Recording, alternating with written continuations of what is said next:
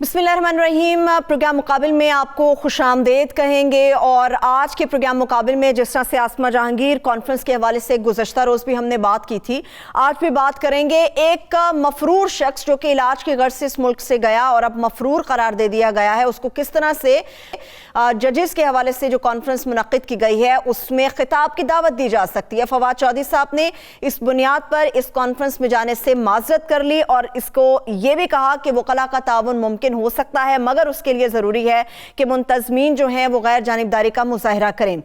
मगर दूसरी जानिब मियाँ नवाज शरीफ साहब ने इस कॉन्फ्रेंस से खिताब किया। अपने खिताब में उन्होंने कहा कि मौजूदा दौर जबर और घुटन का है। आसमा जहांगीर की कमी शदीद महसूस हो रही है। अदलिया के अंदर मनपसंद जजेस हैं, उनसे मनपसंद तरीक़ों के फैसले भी लिए जाते हैं। कुछ माजी की चीज़ें आज हारून साहब के ज़रिए, उनके तज़किये के ज़रिए अपने देखने वालों के साथ हम शेयर करेंगे कि इनके दौर में अदलिया का माहौल किस तरह से था और इन्होंने अदलिया के लिए क्या कुछ नहीं किया। इसके ऊपर मैं तफसील से बात करूंगी। मगर इसके साथ साथ बल्दियाती इलेक्शन के लिए पहले सुप्रीम कोर्ट ऑफ पाकिस्तान की तरफ से यह हुक्म दिया गया था कि मुल्क के अंदर बल्दियाती इलेक्शन होने चाहिए। अब बड़ी खबर यह है कि पंजाब के हवाले से टास्क सौंप दिया गया है चंद अहम लोगों को। वज़ीर आज़म पाकिस्तान इमरान खान साहब की तरफ से बल्दियाती इलेक्शन के क्या नताइज मुरतब हो सकते हैं, इसके ऊपर हारून साहब का तज़किया लेंगे। और जूं जूं मौसम शदीद सर्द होता चला जा रहा है, गैस का बहरान भी शदीद होता चला जा रहा है, इसका हल क्या है, इसके हल के ऊपर बात होगी। और इसके साथ साथ तकरीबन एक महीना पहले सूडान के अंदर जो फौज ने मौजूदा मुंतखब हुकूमत का तख्ता उलटा, अब दोबारा सिविलियन हुकूमत को बहाल करने के लिए उन्होंने रजामंदी का इजहार कर दिया है। इससे हमें क्या सबक मिलता है और इसका भी पस मंज़र आपके साथ हम शेयर करेंगे। दीगर अहम इशूज़ भी हैं। हारून साहब से पहले तो चौंका देने वाली, मैं कहूँगी हैरान कुन नहीं, चौंका देने वाली बातें आज मियाँ नवाज शरीफ साहब ने आसमा जहांगीर कॉन्फ्रेंस में की। उन्होंने अदलिया के हवाले से बात की और उन्होंने कहा कि आसमा जहांगीर साहिबा की कमी शिद्दत से महसूस हो रही है इस मौजूदा दौर में। देखिए, आपको पता है आसमा जहांगीर का इंतकाल का इस वक्त हुआ था जब वो नवाज शरीफ साहब से बात कर रही थी। वो बिल्कुल दोनों का एजेंडा सिंक्रोनाइज कर दिया गया था। मैं कहना नहीं चाहता था जो लोग इस दुनिया से चले जाएं उनके लिए दुआ करनी चाहिए और उनका जिक्र कम अज कम करना चाहिए अगर कोई मनफी पहलू हो, लेकिन वो ऑन रिकॉर्ड हैं।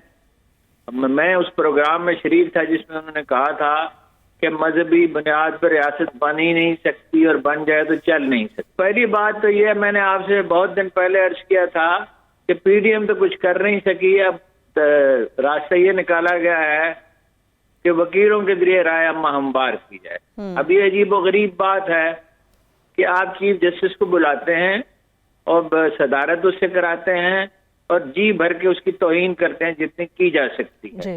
जी। यानी जो नुकात उठाए अली अहमद गुर साहब ने उसमें से बात बिल्कुल दुरुस्त है। और क्या अदलिया ने नहीं की, जैसे मैंने कल अर्ज किया था, क्या सिविल अदारों ने नहीं की? मसलन एक इंटरव्यू में वो ये कहते हैं कि आप बलोचिस्तान को फतह करने की कोशिश कर रहे हैं। क्या फतह करने की कोशिश कर रहे हैं? बलोचिस्तान में गड़बड़ तो इंडिया कर रहा है और ममालक कर रहे हैं, CIA उसमें शरीक है। पाकिस्तान तो अमन कायम करने की कोशिश कर रहा है और इसमें वो कामयाब रहा है। अगर कोई लोग बेगुनाह लापता हुए हैं तो ये बड़ी ज्यादती की बात है, उसका तदारक होना चाहिए, लेकिन केस टू केस उसका जायजा लिया जाना चाहिए। उसमें बाद लोग अफगानिस्तान में हैं तो उसके लिए पाकिस्तान कैसे जिम्मेदार हो सकता है? अच्छा, आप किस आदमी को सिंबल बना के पेश कर रहे हैं और इख्तितामी तकरीर उससे करवा रहे हैं? नवाज शरीफ साहब से। जी। सुप्रीम कोर्ट पे हमला किसने कराया था? क्या ये कोई छुपी हुई बात है? तस्वीरें उसकी मौजूद हैं। जस्टिस क्यूम साहब को टेलीफोन किसने किया था? देखिए, जस्टिस क्यूम को उसी की वजह से मुस्तफी होना पड़ा। आज तक वो इस मुल्क में नहीं आए। उनके ब्याह पे किसी ने मुझसे रब्ता किया, बहुत पहले की बात है, और कहा कि फलां बुजुर्ग के पास जाएं और उनके लिए दुआ करें। मैं उनके पास गया, उन्होंने कहा भाई मैं क्या कर सकता हूँ, जब लोग इस तरह की गैर जिम्मेदाराना हरकतें करें तो मैं क्या कर सकता हूँ। तो अपना सिर्फ वही किस्सा नहीं है ना, देखें ना, एक पूरी तारीख है। कितने जजों को सेनेटर बनाया है नून लीग ने? एक जज को तो सदर भी बना दिया था मुल्क का। और जस्टिस सज्जाद अली शाह जो है उनकी अदालत में हमला किया। अभी जजों को इस्तेमाल करने की कोशिश कर रहे हैं कैसे कैसे जज इन्होंने मुकर्रर किए जब तक इख्तियार इनके पास था, और जब इख्तियार इनके पास नहीं रहा और वकीलों की तहरीक कामयाब हो गई तो फिर ये अदलिया ने खुद ही इख्तियार संभाल लिया और क्या करते रहे। जस्टिस इफ्तिखार चौधरी इनके साथ मिलकर, सारी दुनिया जानती है, कोई दुनिया का मुल्क होता, कोई दुनिया का मुहज़्ज़ब मुल्क होता जहां कानून का कोई जरा सा भी एहतराम होता, इस वाक़े के बाद शहबाज शरीफ साहब को सियासत से अलग हो जाना चाहिए था, बिल्कुल, या उन पर पाबंदी लग जाती है हमेशा। तो ये कौन सा तरीका है? हारून साहब, ये कहते हैं इंसाफ ही नहीं होता। किसी को एक सर्वे कराना चाहिए और बेहतर है कि गैलेब वो सर्वे करे। सही है, ये के बारे में लोग क्या कहते हैं और वकीलों के बारे में क्या, दुरुस्त बात है। लेकिन हारून साहब, मियां नवाज शरीफ साहब ये बात करते हैं कि मुल्क है या इसमें मददगार है। वो कहते हैं अदलिया के अंदर इंसाफ भी नहीं होता। आप जरा बताइएगा कि इनके दौरे हुकूमत में अदलिया के लिए कितनी रिफॉर्म्स की गई, क्या इस्लाहात इन लोगों ने की? नहीं, किसी ने भी नहीं की। उन्होंने क्या, हर एक ने अदलिया को और पुलिस को इस्तेमाल करने की कोशिश की, इस हुकूमत ने भी नहीं की। उन्होंने नहीं की, अदलिया को हमेशा इस्तेमाल करने की कोशिश की गई और उसमें सबसे ज्यादा जो अफसोसनाक रिकॉर्ड है वो फौज का भी है। यानी बहुत से मुकदमात में, अब लंबी बात हो जाएगी, जस्टिस मुनीर से लेके अब तक बहुत से वाकयात हुए, लेकिन क्या सिविल हुकूमतों ने कोशिश नहीं की है ऐसा करने की? और इस्लाहात की क्या कोशिश की? मैंने आपसे कल भी कहा, हमेशा कहता हूँ, 1000 जजों की मजिस्ट्रेट से लेके तो हाई कोर्टों तक कमी है, उसकी कमी को पूरा करने की कोई कोशिश नहीं करते। तो जो लोग, ये देखिए, ये सियासी तहरीक है। खुद मुंतजमीन परेशान थे, बार बार अली अहमद कुर्द साहब को रोक रहे थे और जज्बाती नारे लगा रहे थे।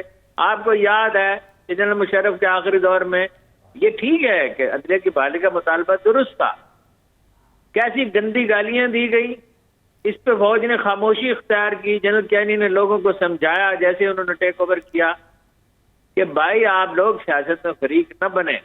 मैं आपको एक बड़ी अहम बात याद दिलाता हूं जो इससे पहले मैं कह भी चुका हूं, लिख भी चुका हूं, कि जनरल कैनी ने संभालने के बाद, जब वो सिपा सालार का मनसब संभालने के बाद पॉलिटिकल सेल बंद कर दिया था, लेकिन चंद हफ्ते में पता चला तो लूट मार इतने बड़े पैमाने पर कर रही है जरदारी की हुकूमत कि वो उसको बहाल करना पड़ा। अजय अपनी जिम्मेदारी तो ये महसूस करते नहीं। अदलिया में जो खराबी है उसको अंदर से भी दूर करने की कोशिश नहीं की जाती, वकला भी उसमें कोई मदद नहीं करते, सियासी जमातें भी उसके लिए कोई तहरीक नहीं चलाती। उस तहरीक का नतीजा क्या हुआ? वकला तहरीक का अदलिया तो बेहतर नहीं हुई, वकील ताकतवर हो गए और अपनी ताकत को उन्होंने किस काम के लिए इस्तेमाल किया सब जानते हैं, और अब भी किस काम के लिए इस्तेमाल करने की कोशिश करते हैं, उसको एक सियासी प्लेटफॉर्म बनाते। ठीक, ठीक है।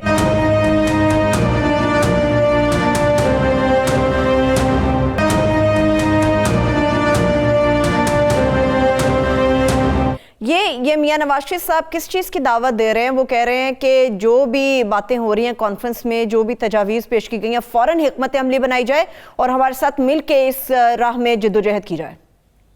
वो मिल चुके हैं, मिल के क्या जद्दोजहद की जाए? पीडीएम का प्लेटफॉर्म से चुप्तों ने कामयाबी हासिल नहीं हो सकी, लिहाजा इस प्लेटफॉर्म को इस्तेमाल करना चाहिए। मैं दोहराता हूँ, वो इसको इस्तेमाल करना चाहिए। मैं दोहराता हूँ, एक गैलप से सर्वे कराएं या किसी और अदारे से, काबिल एतमाद अदारे से, तो वकला के बारे में अवाम क्या कहते हैं और फौज के बारे में क्या कहते हैं। ठीक, ठीक है। लेकिन हारून साहब, आज की कॉन्फ्रेंस जितनी थी या जो भी मामलात कल भी हमने देखे, उसमें तमाम तर जो जिम्मेदारी थी, मियां नवाज शरीफ साहब हों, अली अहमद कुर्द साहब हों या दीगर लोग हों, उन्होंने जिम्मेदारी पूरी फौजी क़यादत पर डाल दी। क्या इस तरह से कह के अपनी जान खुलासी की जा सकती है? जनाब अल्लाह, इस मुल्क को आईन ने मुत्तहद नहीं रखा है। ये मुल्क लीबिया बन गया होता, खुदा न खास्ता सीरिया बन गया होता, इराक और अफगानिस्तान बन गया होता। इसको फौज ने मुत्तहद रखा है। इसका मतलब ये नहीं है कि फौज सियासत में मुदाखलत करे। इसका मतलब यह है कि सिविल अदारे इतने मजबूत होने चाहिए। तुर्की में किसने रोक दिया था मार्शल को? अवाम ने रोक दिया था। अवाम में शऊर होना चाहिए तभी ये, और सिविल अदारों को मजबूत होना चाहिए। वहां पुलिस काम आई थी, यहाँ आपने पुलिस के साथ क्या किया? ठीक है, लेकिन हारून साहब वो तो कहते हैं कि आइन की पासदारी हम लोग ही करते हैं। कभी कोई एक ऐसा भी शख्स आया था जिसने कहा था कि आइन कागज का एक टुकड़ा है, इसे रद्दी की टोकरी में फेंक देना चाहिए। वो तो कहते हैं कि जो आइन की पासदारी नहीं करता वो मुजरिम है। नहीं, वो तो बिल्कुल गलत बात है। जाहिर है आइन ही सुप्रीम है। जो माशरे आइन को सुप्रीम तस्लीम करते हैं वहीं अमन अमान होता है, वहीं इस्तेहकाम होता है, सियासी इस्तेहकाम पैदा होता है, उससे माशी सरगर्मियां फरोग पाती हैं, मुल्क तरक्की के रास्ते पर चलता है, अगरचे तालीम भी जरूरी है। वो तो गलत बात है। सही, आइन ही की बालादस्ती होनी चाहिए। वकला ने आइन की बालादस्ती के लिए क्या किया? वकला तो निजाम इंसाफ की तबाही में हिस्सेदार हैं। ठीक है, अब मुझे ये बताइए हारून साहब, मधु तो दोनों अतराफ से उन्होंने किया था, फवाद चौधरी साहब ने जाने से इनकार किया। आप समझते हैं कि उन्होंने अखलाकी तौर पर दुरुस्त किया, या हुकूमत को या फवाद चौधरी साहब को तहरीक इंसाफ और मौजूदा दौर के हवाले से अपना पॉइंट ऑफ व्यू भी वहां पर शेयर करना चाहिए था? देखिए, जाना चाहिए। अब वो पीटीआई की हुकूमत ने और कौन सा कोई मनसूबाबंदी ढंग की है कि इस मामले में कर लेते, अपनी पार्टी का हाल देख लें। जाना तो चाहिए था, लेकिन अब उन्होंने देखा कि ये बिल्कुल एकतरफा होगा। देखिए, जहाँ मुल्क के चीफ जस्टिस को बुला के उसकी इतनी तौहीन और तहकीर की जाए तो, और फौज के खिलाफ इस तरह नारे लगाए जाएं गोया कि वही तमाम खराबियों की जिम्मेदारी, बाकी तो सारा माशरा जो है माशाअल्लाह सारे औलियाई हैं, बाकी तो किसी में कोई खामी है ही नहीं। ना सिविल सर्विस में कोई खामी है, ना पुलिस में है, ना अदलिया में है, ना किसी में है। एक फौज ही तनहा जिम्मेदार है, न सियासी पार्टियों में है। ये सियासी पार्टियां जो खानदानों का हजारा बन गई हैं, मुफ्ती महमूद के फर्जंद अर्जुमंद, अब्दुल अचिक के, बादशाह खान के औलाद, नवाज शरीफ खानदान, इस पे भी तो किसी को बात करनी चाहिए। ठीक है, क्या वो फैज का शेर है कि यक जुबान है फकीहान शहर मेरे खिलाफ? ठीक, हारून साहब, इत्तेफाक मुबारक हो मोमिनों के लिए, ये इत्तेफाक मुबारक हो। जुबान है फकीहान शहर मेरे खिलाफ। सही, ये शहबाज शरीफ क्या लेने के लिए जाते हैं चीज को?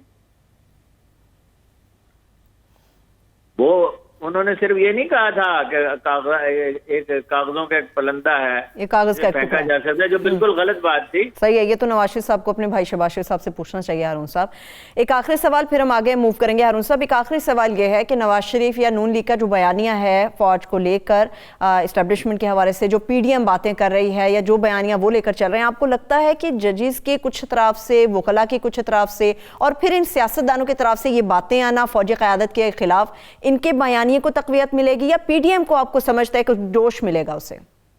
नहीं, कोई तकवीयत नहीं। पीडीएम कुछ भी नहीं कर सकती। मैंने आपसे बार अर्ज किया है, मैं अब भी अपने मौके पर कायम हूँ। ये अलग अलग डील करेंगे, ये दबाव डालते हैं। मौलाना फजलुर रहमान अपने मुकदमा जो उन पर केसेस बन सकते हैं या बने उसकी वजह से हरासा हैं, वो डील करना चाहते हैं। पीपल्स पार्टी अलग डील करती है, इनकी बातों पर न जाएं। और नून लीग भी डील कर रही थी, हो नहीं सकी है क्योंकि उनके मुतालबात माने नहीं जा सकते। नवाज शरीफ साहब ने कहा मेरे मुकदमात खत्म करें, मेरी बेटी के मुकदमात खत्म करें और ये करें और मुझे गिरफ्तार न किया जाए। भाई ये अदालतों का काम है। एक तरफ आप अदालतों के बालादस्ती के लंबरदार हैं, एक तरफ आप सड़कों पर अदालतों का मजाक उड़ाते हैं। जब उन्हें सजा हुई तो वो कहते रहे कि जज इसके जिम्मेदार हैं और 5 आदमी फैसला नहीं कर सकते। तो जज 5 ही होते हैं, 5 लाख जज तो कभी नहीं होते। 5 लाख जज बैठ के फैसला करेंगे, 5 करोड़ जज बैठ के फैसला करेंगे? तो उनको किसने मुल्क से बाहर जाने की इजाजत दी? तिमारदारी के लिए उनकी साहबजादी की जमानत हुई थी, कितने बरस हुई गए वो तिमारदारी फरमा रही हैं। उनको छुट्टी के दिन हमजा की जमानत किसने मंजूर की थी? इनको तो अदालतों से हमेशा रिलीफ मिला है। सही, और नून लीग हमेशा बेनिफिशरी रही है। ठीक है हारून साहब, देखते हैं इसके क्या नताइज बरामद होते हैं। अब एक और भी हम मामला है हुकूमत को, चलिए इन लोगों के महाज का तो सामने है, मगर एक और महाज है जो मुल्क में अमन व अमान से मुताल्लिक है। टीटीपी के साथ जो मुज़ाकरात का मामला था उसमें क्या पेशरफ्त हो सकी अब तक? कोई पेशरफ्त उसमें हुई नहीं है, डेडलॉक है। पेशरफ्त हो सकती है, बतदरीज हो सकती है, लेकिन अभी नहीं होगी। देखिए, उनसे नवाज शरीफ साहब ने जब तालिबान से मुज़ाकरात किए थे तो उन्हें बताया गया था, उन्हें यह मशवरा दिया गया था कि आइन के हुदूद में मुज़ाकरात करें। जी। उसकी मुद्दत मुकर्रर करें। नंबर 3 ये कि इसमें मौलवी साहबान को शामिल न करें, वो इसको टेक ओवर कर लेंगे। और आपको याद है कि उन मुज़ाकरात का कोई नतीजा नहीं निकला था। अब भी जो टीटीपी के लोग हैं, तहरीक तालिबान पाकिस्तान के, वो क्या कह रहे हैं? उनके 3 मुतालबे हैं। एक तो ये कि कबायली इलाके जो शामिल किए गए हैं सूबे में, ये फैसला वापस लिया जाए। अच्छा। दूसरा ये है कि उन्हें किसी तीसरे मुल्क में, पाकिस्तान में नहीं, अफगानिस्तान में नहीं, किसी और मुल्क में एक अपना दफ्तर खोलने की इजाजत दी जाए। गोया कि वो बिल्कुल जैसे तालिबान को इजाजत दी गई थी कतर में, उन्होंने दफ्तर खोला। पर तालिबान ने तो अपने मुल्क की आजादी के लिए स्ट्रगल की, अफगान तालिबान। और तीसरा ये है कि उनके मशवरे से शरई कवानीन नाफिज किए जाएं। भाई ये नजरियाती कौंसिल हमने किस लिए बनाई है? इसको ताकतवर होना चाहिए और अवामी तहरीक के जरिए होना चाहिए, पुरअमन जद्दोजहद से होने चाहिए। आप यानी अंडर प्रेशर करना चाहते हैं उसमें और तो हुकूमत ने हारून साहब क्या कुछ शराइत रखी हैं या नहीं? ये इस सवाल के साथ मैं ब्रेक की तरफ जा रही हूँ, वापस आऊंगी। हुकूमत की शराइत बिल्कुल वाज़ेह है। मैं हारून साहब ब्रेक से वापस आके हुकूमत की क्या शराइत हैं वो आपसे जानूंगी। एक छोटी सी ब्रेक से वापस आके गुफ्तगू का सिलसिला यहीं से आगे बढ़ेगा, मगर इसके साथ साथ बल्दियाती इलेक्शन के हवाले से, पंजाब के बल्दियाती इलेक्शन के हवाले से बात करेंगे कि इमरान खान साहब ने क्या हिकमत अमली अपनाई है और वो कितनी मौसर साबित हो सकती है। Stay with us.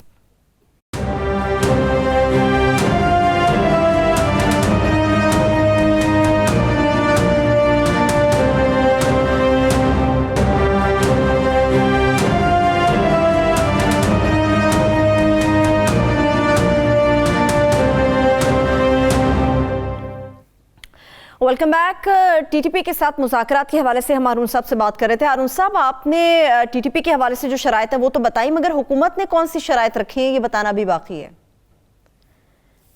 हुकूमत की शराइत ये है कि टीटीपी वाले हथियार डालें, रियासत की रिट तस्लीम करें, नंबर 2। ठीक। नंबर 3 अलल ऐलान माफी मांगे जो कुछ उन्होंने किया है। और मगर ये कि एक मामले में बहुत नरमी इख्तियार की। जो कमेटी का इजलास हुआ, असेंबली की गालवन कमेटी का इजलास था, जिसमें कुछ सरकारी अफसर भी शरीक थे, मेरे ख्याल बावर्दी लोग भी शरीक थे। ये कहा कि रिवायात का ख्याल रखा जाएगा, जिरगे के तरीके से काम लिया जाएगा और मफाहमत की कोशिश की जाएगी। देखिए अंदेशा इसमें क्या है? अंदेशा ये है, 2 प्रॉब्लम्स है। एक ये है कि दाइश से मिल जाएंगे, ठीक, और तालिबान परेशान है सूरत हाल में, इसलिए कि अभी कंट्रोल तो उनका मुकम्मल नहीं है।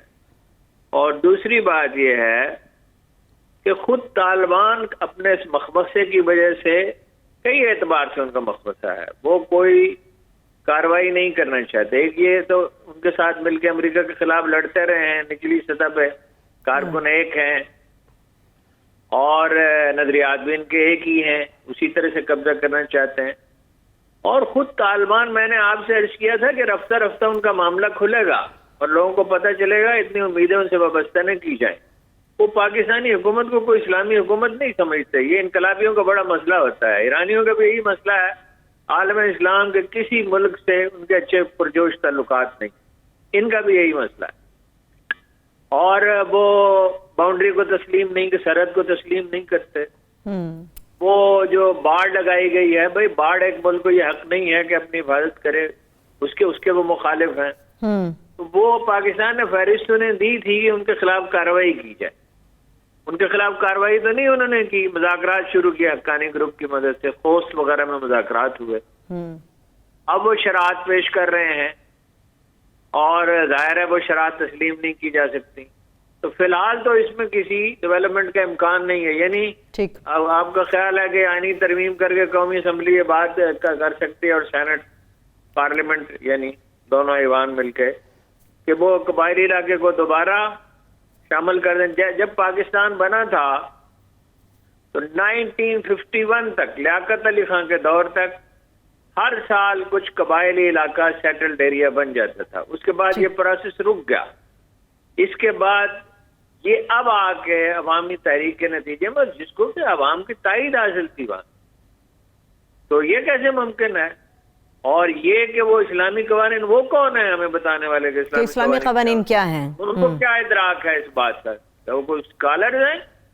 वो तो ये जो सवात वगैरह में मैंने देखा था, एक सब्जी बेचने वाला था, एक ये जो होती हैं पहाड़ी मकामात पे ये जो गाड़ियां लाइनों पे चलाई जाती हैं, क्या वो ट्रेवलिंग के लिए, वो था। जी, जीपे वगैरह चलाते हैं। ये कोई स्कॉलर है? वो एक इनका होता था, वो मारा गया था, कमांडर मुस्लिम। उसने कहा हम बैंक नहीं चलने देंगे। मैंने कहा बैंक आपको कैसे नहीं चलने देंगे? उन्होंने कहा इसमें सूद लिया जाता है। मैंने कहा आपको मालूम है रसूलुल्लाह ने सूद पर कब पाबंदी लगाई थी? रसूलुल्लाह ने सूद पे आयात उतर आई और बहुत सख्त आयात हैं सूद पे, लेकिन रसूलुल्लाह ने उसको मौखर रखा, उसके नफाज को, जब तक के सदकात का निजाम डेवलप नहीं हो गया। इसके बाद खुतबा हज्जतुल विदा में आपने फरमाया कि आज से तमाम सूद मनसूख किए जाते हैं और सबसे पहले मैं अपने चचा अब्बास बिन अब्दुल मुत्तलिब का सूद मनसूख करता हूँ। ठीक, आपको आपको पता ही नहीं है, ये प्रोसेस होता है, सिस्टम होता है, सिस्टम को दूसरे सिस्टम से बदलना होता है। ये इस तरह इतनी आसानी से नहीं होता। सूद तो दायरा खत्म होना चाहिए। अब ये अनपढ़ लोग हैं, ना इनमें कोई स्कॉलर है, ना कोई असरी तकाजों को समझता है। आज के दौर के तकाजे क्या हैं, दुनिया बदल चुकी है, सही, उसमें नहायत एहतियात के साथ करना पड़ता है। अभी फिल वक्त इसमें कोई ब्रेक थ्रू नजर नहीं आ रहा। ठीक है, चलिए हारून साहब, इस कमेटी की तो आपने बात की, एक और कमेटी की बात कर लेते हैं। बल्दियाती इलेक्शन को लेकर तहरीक इंसाफ काफी ज्यादा संजीदा नजर आ रही है और इसी सिलसिले में वजीर आजम पाकिस्तान इमरान खान साहब ने एक आला सतही कमेटी तश्कील दी है कि अच्छे अच्छे नुमाइंदे ढूंढे जाएं। इस कमेटी के जो चीफ ऑर्गेनाइजर्स हैं वो कितने आपको लगता है कि उनमें दमखम ऐसा है कि वो बल्दियाती इलेक्शन में कोई और तीर चलाएंगे? ये आपने खूब कहा, आला सदी कमेटी है। इस आला सदी कमेटी में सैफुल्लाह न्याजी, आमिर कियानी, महमूद रशीद। अब अगर आप इसको आला सदी कमेटी कहती हैं तो आपकी मर्जी है। ये बयान किया गया आला सतही कमेटी है, करेंगे ये टिकटों का फैसला करेंगे। सैफुल्लाह न्याजी और आमिर कियानी पे बेशुमार इल्जामात हैं। आमिर कियानी के बारे में ये कहा जाता है तो ये कि भाई उन्होंने वो वजारत सेहत में भी गड़बड़ की और पार्टी में भी वो उम्मीदवारों से वो चंदा तलब करते थे। वो चंदा पता नहीं पार्टी के अकाउंट में जमा होता था नहीं होता था। महमूद रशीद साहब की बात तो चीफ मिनिस्टर साहब नहीं सुनते और खुद इमरान खान साहब मुझे बताते रहे कि ये उनके बारे में कि पार्टी डिसिप्लिन की पाबंदी नहीं करते और ये नहीं करते और वो नहीं करते। तो ये कमेटी क्या खाक करेगी? ये अच्छा। असल में तो चाहते ही नहीं है बल्दियाती इलेक्शन।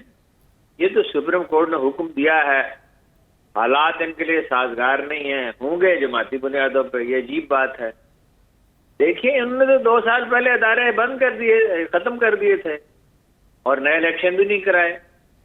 फिर अदालत ने हुक्म दिया तो फिर मजबूरन इन्हें करना पड़ा। अब ऐसे इनकी मुद्दत पूरी हो रही है, अब तो चारा ही नहीं है ना। ठीक, तो इस वक्त तो मुस्लिम लीग नून से ताल्लुक रखते हैं, लेकिन इतना जर्फ नहीं है हमारी किसी पॉलिटिकल पार्टी में, पीटीआई समेत, कि वो अब शिकस्त के इम्कान को गवारा करे। मुझे नहीं पता ये कैसे होगा, या ये डिले करेंगे या गड़बड़ होगी। ठीक है, लेकिन ये एक आम बात है यूरोप में भी, अमेरिका में भी। खासतौर मैं बरतानिया की मिसाल देता हूँ। अक्सर ऐसा होता है कि बरतानिया में हुकूमत एक पार्टी की होती है और लंदन का मेयर जो उनका सबसे अहम शहर है और जो मरकज है उसका माशी भी और सियासी भी हिसाबी मरकज है, वहां पे मेयर कोई दूसरा होता है। मगर ये अदारे मिलजुल के काम करते रहते हैं। बल्दियाती अदारे नहायत अहम है। खुद इमरान खान साहब इसके बड़े वकील रहे हैं, उन्होंने इख्तियारात भी दिए, 30% बजट भी दिया। मुझे याद है कि जब उन्होंने पख्तूनख्वा में पहली बार बल्दियाती इलेक्शन कराए तो इतने खुश थे कि जिसकी कोई हद नहीं है। मुझे फोन किया, कहा कि वहां एक दर्जी कामयाब हो गया और इनकलाब आ गया और ये हो गया वो। फायदा हुआ यकीनी तौर पर बल्दियाती इदारों इनसे क़यादत उभर सकती है, लेकिन यहाँ होंगी उनके लिए मुश्किलात और वो हम देख चुके हैं। कैंटोनमेंट बोर्ड्स के इंतखाबात में वस्ती पंजाब में भी, शुमाली पंजाब में भी नून लीग जीती। सही। और सिंध में भी इनका बड़ा बुरा हाल, कराची शहर में बड़ा बुरा हाल हुआ जहाँ इनकी मेजोरिटी थी। तो इनको अंदेशा है कि सियासी तौर पर नुकसान पहुंचे। इन अंदेशों को दूर करने के लिए हारून साहब क्या ये पंजाब में लीडर कौन है? उस्मान बुज़दार। हारून साहब, इन अंदेशों को दूर करने के लिए क्या ये बात दुरुस्त है कि एजाज चौधरी साहब ने जो साद रिजवी से तहरीक बैक के जो अब सरबराह हैं उनसे मुलाकात की है, तो इसमें कोई वो हिमायत हासिल कर लेंगे या इसके पीछे कोई और मकसद है? अल्लाह बेहतर जाने वो क्यों उनसे मिले हैं। देखिए ना, ये हम फायर फाइटिंग करते रहते हैं और वो तो उसमें कोई कोहियन तो नहीं है, पार्टी का तो कोई फैसला नहीं, उनका जाती फैसला है। खुद उन पर भी बड़े संगीन इल्जामात हैं और उनके बारे में भी इमरान खान साहब कहते थे कि ये मुझे कहते ये मजहब का कार्ड इस्तेमाल करने की कोशिश करता है। बाद में तो खैर अल्लाह के वजह से खुद भी करने लगे। मैं कह नहीं सकता कि बल्दियाती इदारों के बारे में कोई बात उनकी हुई है, अभी तो शायद नहीं हुई होगी या हो सकती है, लेकिन पीपुल्स पार्टी ने उनकी मुखालफत शुरू कर दी है, सुन खामोश है। ठीक है, देखिए क्या होता है। ठीक है, आखिरी 1 मिनट है, ब्रेक पर जाने से पहले एक और अहम सवाल। हारून साहब, ये हुक्म था कि जमाती बुनियादों पर बल्दियाती इलेक्शंस होंगे, लेकिन तहरीक इंसाफ की तरफ से कुछ रेजिस्टेंस थी इसके ऊपर। क्या ये बात दुरुस्त है कि कानून में मजीद तरमीम के हवाले से सोचा जा रहा है? नहीं, ये तो फवाद साहब ने कहा, फवाद चौधरी ने, कि सियासी बुनियादों पर ही होंगे। ठीक, अब अमल करते हैं नहीं मैं नहीं कह सकता, लेकिन देखिए रुकावटें हैं उसमें। अरकान असम्बली, सूबाई असम्बली, कौमी असम्बली भी नहीं चाहते, सिविल सर्वेंट्स भी नहीं चाहते, रुकावटें तो उसमें बहुत हैं। फिर जब ये इलेक्शन होने लगते हैं तो फिर क्या होता है कि सियासी पार्टी लीडर जो हैं, एमएन और एमपी, अपने भांजों भतीजों को खड़ा करते हैं। तरमीम और हो रही है, तरमीम ये हो रही है बराह रास्त इलेक्शन हो, और एक तरमीम ये है, वो तो खैर हो चुकी, एक तरमीम ये है कि जिला काउंसिल खत्म कर दी गई थी कि तहसील की सतह पर ही हो, लेकिन अब फिर दोबारा जिला काउंसिल बहाल की। सही, ठीक है, चलिए ब्रेक की तरफ चलते हैं। एक छोटी सी ब्रेक ले लेते हैं। हम ब्रेक से आएंगे, दो और अहम मौजूआत हैं। एक तो गैस के हवाले से ख़वातीन तो परेशान है, मगर हर एक आम शख्स परेशान है, क्योंकि घरों में गैस नहीं आ रही। महंगाई की वजह से बाहर से खाना लाना बेहद मुश्किल है। इसका हल क्या है, ये जानने की कोशिश करेंगे। सूडान के अंदर जो सिविलियन हुकूमत को बहाल किया, इसके अलावा जो सिद्धू के ऊपर, नवजोत सिंह सिद्धू के ऊपर जो तनकीद इस वक्त इंडिया के अंदर हो रही है, जो इन्होंने इमरान खान साहब के हवाले से स्टेटमेंट दी, उसका क्या रिएक्शन आ रहा है और क्या हो सकता है, इसके ऊपर बात करेंगे। हमारे साथ रहिए।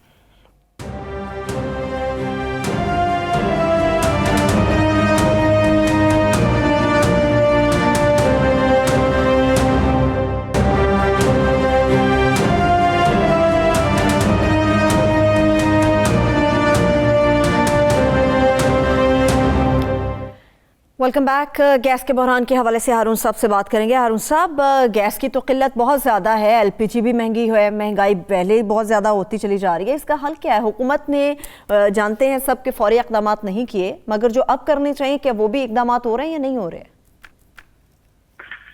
अब फौरी तौर पर कुछ ज़्यादा नहीं हो सकता। देखिए, पहले बेसिक फैक्ट्स देख लें।